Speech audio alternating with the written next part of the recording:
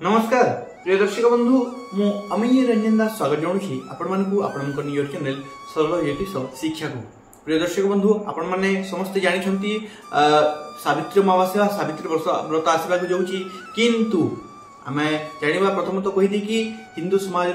सनातन धर्मर गोटे मुख्य व्रत अटे सावित्री व्रत और से व्रत निजर स्वामी बा निजर पति आयु को बढ़ाई अर्थात दीर्घायु करने से व्रत कराए मान्यता अच्छी यही धर्म यही व्रतर कि यही व्रत करें निजर पति निजर स्वामी आयु बढ़ा सह निजर स्वामी दीर्घायु हवा सहित तांकर जदि किसी रोग क्लेश दुख अच्छी से दुखर समाप्ति घटी थाए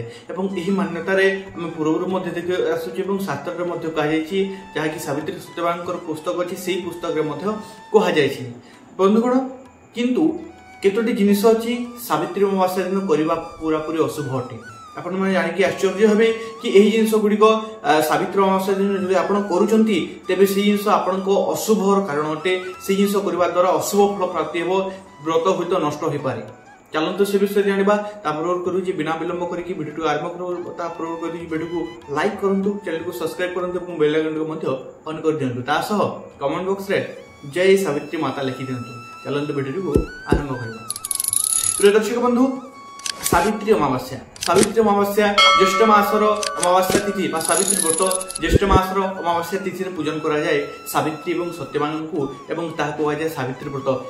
यही दिन माँ सावित्री पूजा कराए तार मान्यता अच्छी कि यही व्रत करने द्वारा निजर स्वामी दीर्घायु होते जीवन जी दुख क्लेश अच्छी कि जो रोगग्रस्त अच्छा किसी पीड़ा अच्छी तेरे से जिन सब दुख कष्ट जीवन समाप्ति घटी थाए से जिन घटवा द्वारा माने स्त्री माने सदा स्वागन रही था अति उत्तम अटे किंतु केतोटी जिनिस एमती अच्छी जहाँकि यही दिन करें आपण व्रत नष्ट होता है क्यों जिनिस बर्तमान आलोचना करवा। ध्यान रखु क्यों जिनस करेंगे क्यों जिनस न करेंगे सावित्री अमावास्या दिन प्रथमतः धला किंबा कला रंगर शाढ़ी धारण करंतु नहीं धला किंबा कला रंगर पोशाक कला रंगर शाढ़ी धारण करंतु नहीं कारण धला रंगर शाढ़ी बा धला रंगर वस्त्र अशुभ कहुई कला रंगर वस्त्र अशुभ कहुई धला रंगर वस्त्र विधवा महिला माने धारण करथांती तेणुक धला रंगर किंबा कला रंगर वस्त्र यही दिन धारण करंतु नहीं को रंगर धारण करेंगे लाल रक्त वर्ण आपण माने शाढ़ी धारण करि पारिबे चूड़ी जो चूड़ी आपण धारण करेंगे ध्यान रखु कला किंबा लाल कला किंबा धला चूड़ी धारण करंतु नहीं केवल लाल रक्त वर्ण आप चूड़ी धारण करूँ तासह ध्यान रखु चूड़ी भांगी नथिबा कथा चूड़ी संपूर्ण ठीक थिबा कथा किंतु आउ केतोटी जिनिस अछि जहाँकि आपण बहुत सजग रहिबा दरकार यही दिन तामसिक खाद्य को पूरापूरी त्याग करंतु हयतो यही दिन व्रत पालन कराए जो मैंने व्रत पालन करि पारनांती माने किछि ना किछि तांकर स्वास्थ्यजनित क्षमता न था स्वास्थ्यजनित पीड़ा रही है जो मैंने किसी ना किसी माने प्रसाद सेवन कर खाद्य ग्रहण कर ध्यान रखु तामसिक खाद्यर जेपरी पूरापूरी निषेध तामसिक खाद्य पूरापूरी दूर रे से ध्यान रखु तामसिक खाद्य निश्चित रूप से टिके भी ग्रहण करेंगे ना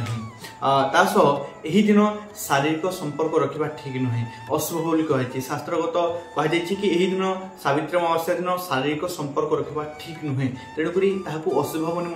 मना जा तेणुक सावित्री अमावास्या दिन शारीरिक संपर्क रखु नहीं स्त्री माने जो मैंने सावित्री अमावास्या दिन सावित्री व्रत करुँच से माने यही जिन बहुत ही सजग रखा हम कि दिन बेला से शुअतु नहीं दिन बेला निद्रासन को जातु नहीं दिन बेला शोवा निषेध अटे तापर कहबी क्यों जिनस कि करिकी पूजा को आहरी सर्वश्रेष्ठ करें यही जिनस करंतु निश्चित रूप से रक्तवर्णर पुष्प सावित्री माता को रक्तवर्णर पुष्प तासह सुहाग सामग्री जहाँ निजे माने से जिनस को धारण करेंगे से जिन अर्पण करूँ ताहा आनिक आप निजे धारण करूँ। ध्यान रखु जो जिनस आपंकर गोटे आप सहायक सामग्री उठी ताहा आप दान करने उचित नुहे। जदि आप दान करने सहायक सामग्री चाहूँगी तेज आप अलग जिनस आप मार्केट रू आणिकी अलग रूप आप दान करेंगे किंतु आपड़ जदि निजर सहायक सामग्री अटे निजर सहायक जिनस गुड़िक अटे क्या देवा को दान करवा यही दिन अशुभ रु अशुभ मना जाए। जिन प्रति आप ध्यान रखु आपण स्वामी आयुष दीर्घायु हो यही कामना करी वीडियो को शेष करवा। वीडियो को लाइक करूँ, चैनल को सब्सक्राइब करूँ और बेल आइकन को ऑन कर देकी कमेंट बॉक्स रे